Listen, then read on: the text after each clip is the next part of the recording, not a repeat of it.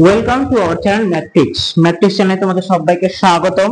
তোমাদের যেটা বলেছিলাম যে তোমরা যারা মাধ্যমিক পরীক্ষা দিলে আর কয়েকদিনের মধ্যে হয়তো তোমাদের রেজাল্ট বেরিয়ে যাবে, ঘোষণা হয়ে গেছে আগামী 2 তারিখ তোমাদের রেজাল্ট।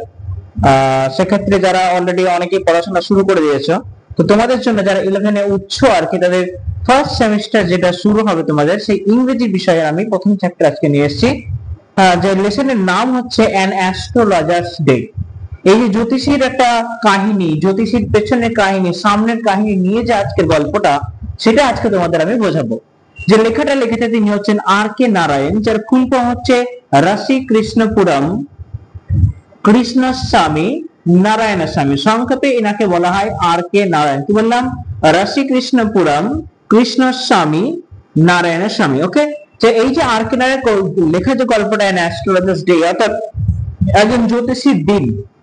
এই জ্যোতিষীর দিন কিভাবে, এই জ্যোতিষীর দিনে এই দিনে কি ঘটেছিল, জ্যোতিষের সঙ্গে আসলে কি ঘটেছিল, বর্তমানে জ্যোতিষী কি করছেন, তার পূর্বের ইতিহাস কি, তার পূর্বের কাহিনী কি, বর্তমানে যেমন তিনি আছেন সেখানে আসার তার কারণটা কি, এবং আগামী দিনে তার কি হতে চলেছে, সেই বিষয় নিয়ে আজকের এই গল্প অ্যাস্ট্রোলজার্স ডে।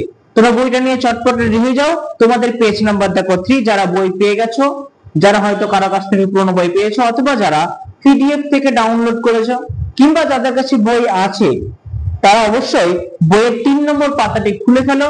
সঙ্গে আমার ডান বাঁ দিকেও কিন্তু তোমার পেজটা শো করবে। তোমাদের যাদের এখনো বই নেওয়া হয়নি, কালেক্ট করা হয়নি, তারা কিন্তু আমার বাঁ দিকে থাকা বইটির পেজ তোমরা দেখে নাও, তোমাদের মানে বুঝতে কোনো রকম সমস্যা হবে না। আর আমি আজকে তোমাদের যে 11 এর দায়িত্বটা নিয়েছি, আজকে 11 এর ইংরেজি বিষয়ের, এই বিষয়ে তোমাদের অবশ্যই আমাদের সঙ্গে থাকতে হবে। অবশ্যই তোমাদের মানে বুঝতে কোনো রকম সমস্যা হবে না, কোনো প্রশ্ন নিয়ে কোনো সমস্যা হবে না।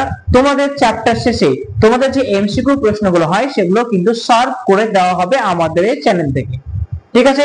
যে যে ধরনের এমসিকিউ প্রশ্নগুলো থাকবে, তোমাদের জানো কি, তোমাদের 40 নম্বরের যে ফার্স্ট টাইম পরীক্ষা দেওয়া হবে, প্রত্যেকটা কোশ্চেনে কিন্তু এমসিকিউ হবে, 4টে করে অপশন দেওয়া হবে, এবং প্রত্যেকটা অপশনে যেটা সঠিক উত্তর তার যে একটা তোমাদের অ্যানসার শিট দেওয়া হবে, যেটাকে বলছে ও এম আর শিট। সেখানে কিন্তু সঠিক অ্যানসারটিকে গোল করতে হবে। কিভাবে করতে হবে সেটা কিন্তু আমি পরে একদিন দেখিয়ে দেবো। আজকে আমি চ্যাপ্টারটা শুরু করছি। দেখো প্রথম লাইন কি বলছে তোমরা দেখো, আমার বাঁ দিকে চলে আসছে, বেশটা দেখে নাও।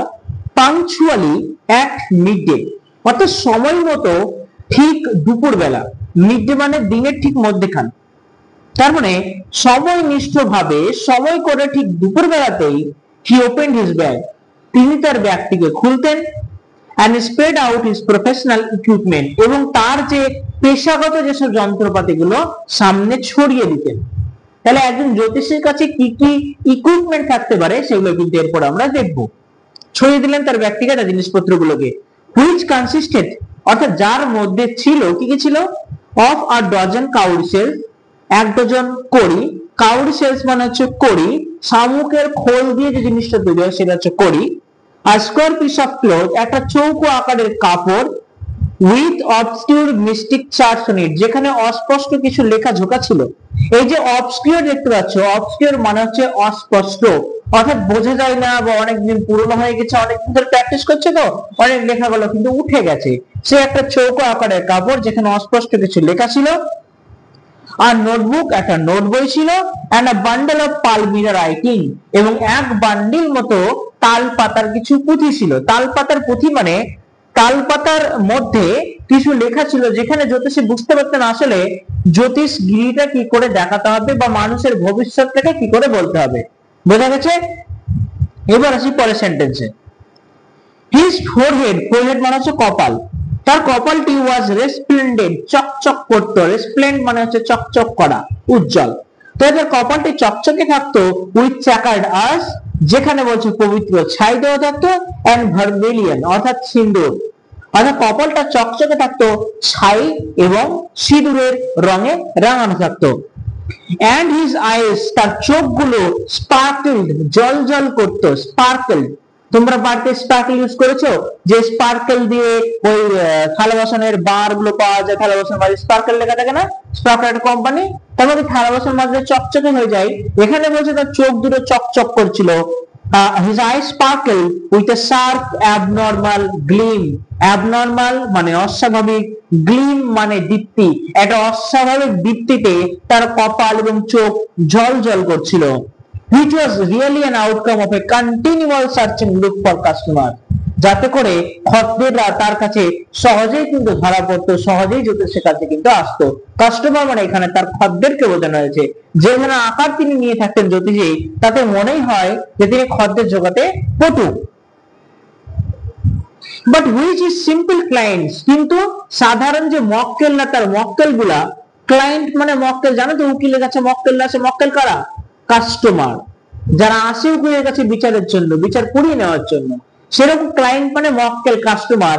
এই জ্যোতিষীর যারা কাস্টমার, যারা হাত দেখায় আর কি, তারা কিন্তু ভুল করতো, took to be a prophetic light, তাকে ভবিষ্যতের আলো বলে ভুল করতো, এন্ড ফেল কমফোর্টেড, এবং সেটাতেই সে সন্তুষ্ট হতো।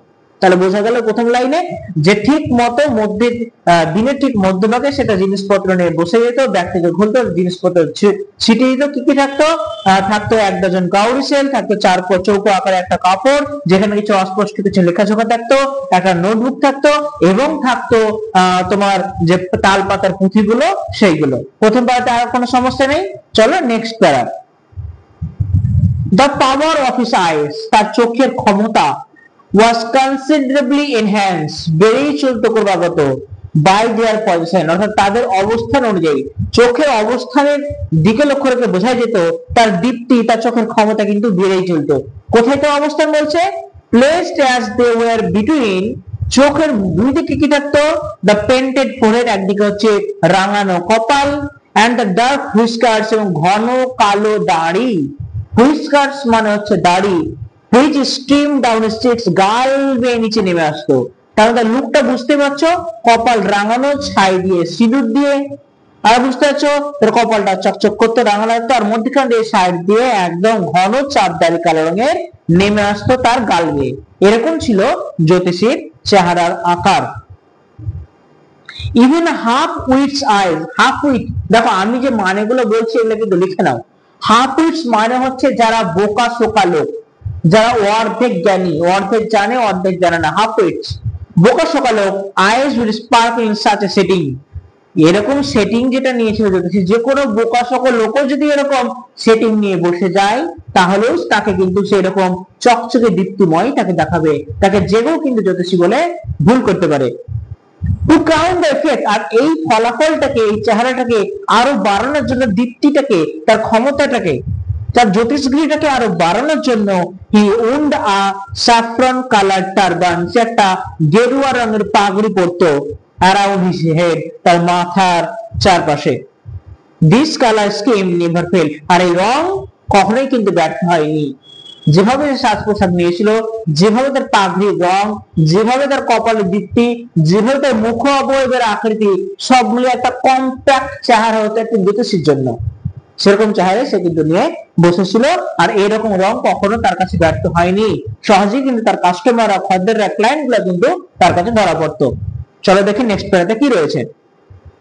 People were attracted to him, লোকেরা তার কাছে আকর্ষিত হতো, as bees, মৌমাছির মতো, যেমন করে, আর attracted to cosmos or dahlia stocks, যেমন করে মৌমাছিরা ফুলের, ডালিয়া ফুলের রেণুর জন্য আকর্ষিত বোধ করে, তার মধু খাওয়ার জন্য আকর্ষিত বোধ করে, তেমন করে কাস্টমাররাও, তেমন করে লোকেরাও জ্যোতিষের কাছে আসতো, আকর্ষিত বোধ করতো।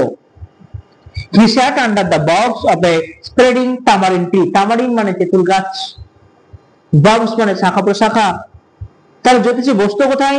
He sat under the boughs of a spreading tamarind tree, একটা তেঁতুল গাছের নিচে, ডালপালার নিচে সে বসতো, যে তেঁতুল গাছ which plant apart, একটা পথের উপর দিয়ে বিস্তারিত লাভ করতো, সে থাকতো পুরো পথটাকে, রাস্তাটাকে, running through the town hall park, আর যে রাস্তাটা টাউন হল পার্কের দিকে চলে গেছে, টাউন হল পার্কের দিকে যে রাস্তাটা চলে গেছে, সেই রাস্তার উপরে একটা তেঁতুল গাছ ছিল, সেই তেঁতুল গাছের ডালপালা এমন ভাবে ছড়িয়ে ছিল, সেই তেঁতুল গাছের ডালপালা নিচেই জ্যোতিষী কিন্তু একধারে তার দোকানপাট নিয়ে বসতো।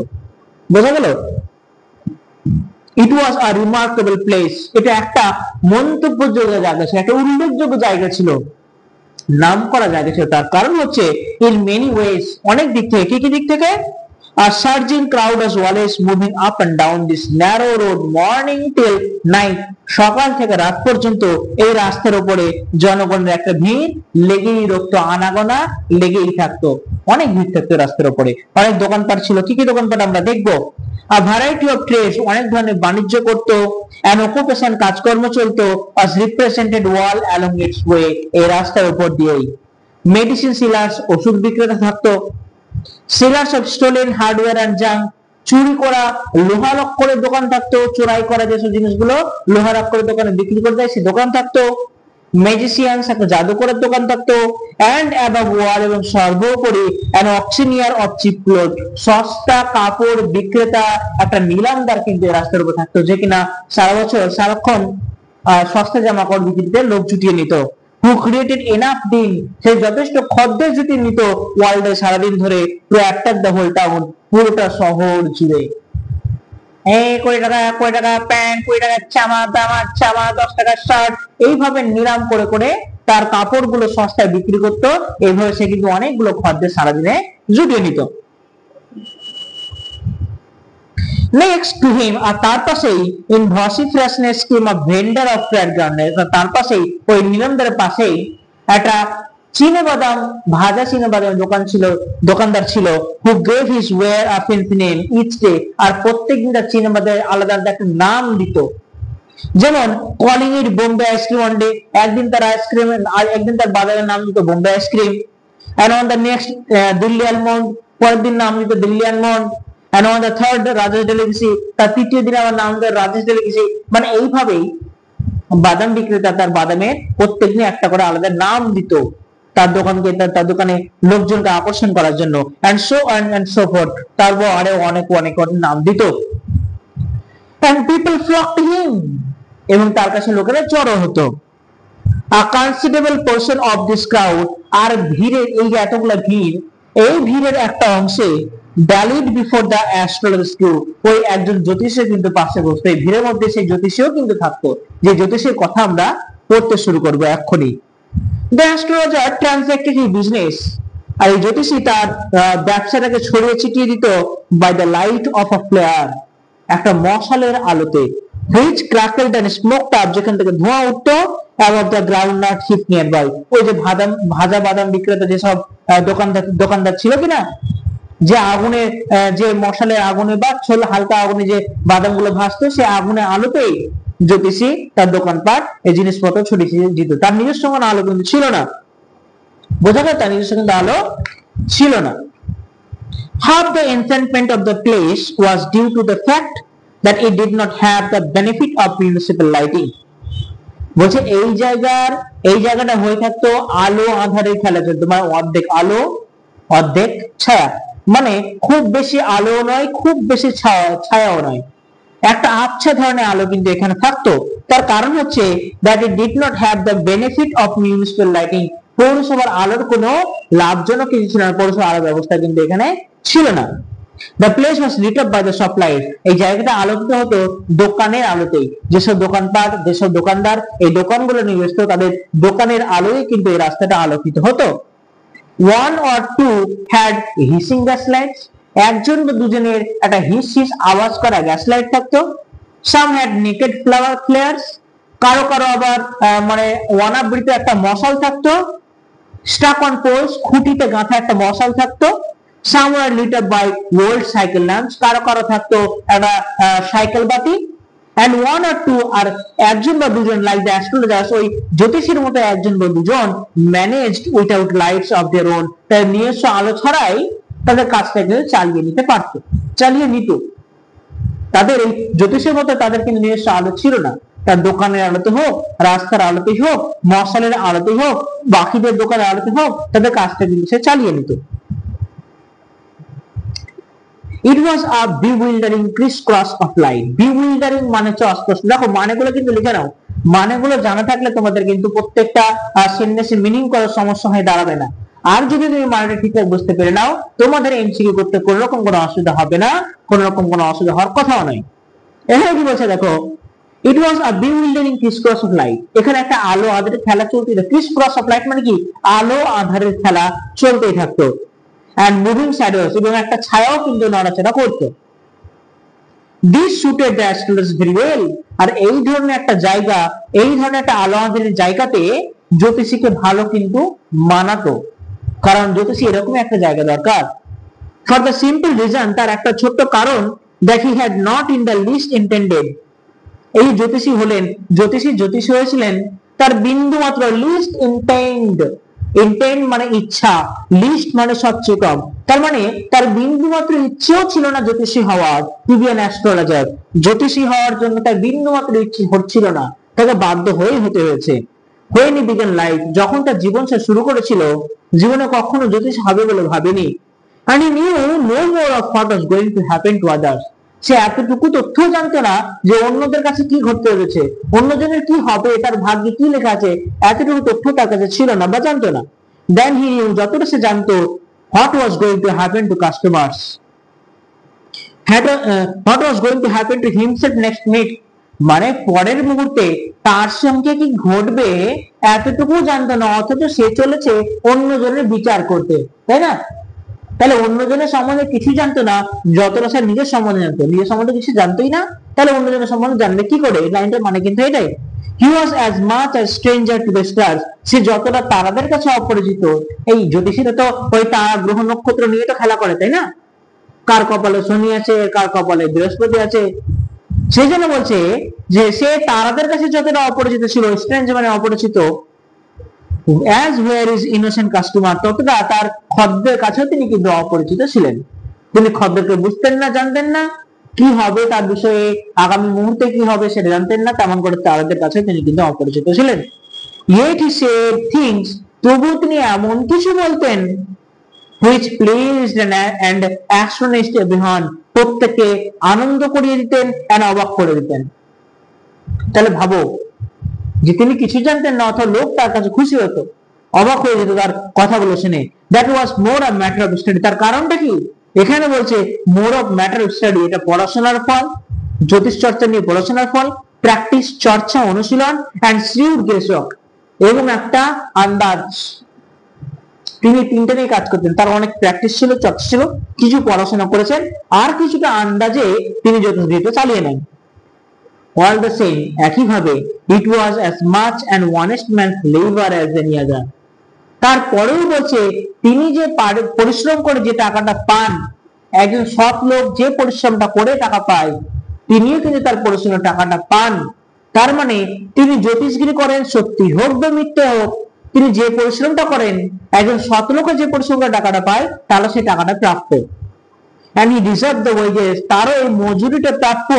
he carried, তাই তিনি বাড়ি নিয়ে আসতেন, he carried home and in the of a day, দিনের শেষে তিনি সেই প্রাপ্য মজুরিটা কিন্তু বাড়ি নিয়ে আসেন। একজন সৎ লোক যেমন তার পারিশ্রমিকের পরিশ্রম বাড়ি নিয়ে আসেন, এইখানে জ্যোতিষী তার পরিশ্রমের ফলটা কিন্তু বাড়ি নিয়ে আসেন দিনের শেষে। এই যে প্রথম আজকে ডে 1, এই ডে 1 আমি কিন্তু এখান থেকে এতটুকুই পড়ালাম। এর মধ্যে আশা করি তোমাদের বুঝতে কোনো রকম কিছু বাকি নেই। আমি এটা 3টে পার্টে ভাগ করে নিয়েছি, তোমাদের অবশ্যই আমাদের সঙ্গে থাকতে হবে। আর যতটুকুই আমি তোমাদের পড়াবো, বেশি দূরে তো হজম করা যাবে না, তোমাদের কাছে ইনাফ টাইম আছে। আমি আশা করব এই চ্যাপ্টার গুলো তোমাদের যতগুলো সিলেবাসে দেওয়া রয়েছে সবকিছু আমি তোমাদের কভার করে দেবো, তোমাদের কোনো চিন্তা করতে হবে না। এখান থেকে প্রত্যেকটা অধ্যায় থেকে যা যা এমসিকিউ লাগে আমি তোমাদের সার্ভ করে দেবো, কোনো রকম চিন্তা করার দরকার নেই। শুধু তোমাদেরকে আমাদের এই চ্যানেলের সঙ্গে থাকতে হবে। ভালো লাগলে অবশ্যই লাইক শেয়ার করে দিতে ভুলবে না, আর সঙ্গে সাবস্ক্রাইব করতে দিতে ভুলবে না। চ্যানেলটিকে অবশ্যই সাবস্ক্রাইব করে না থাকলে অবশ্যই সাবস্ক্রাইব একবার করে দিন। ওকে, চলো আজকের জন্য thank you, tata, good bye, দেখা হচ্ছে পরের ভিডিওতে।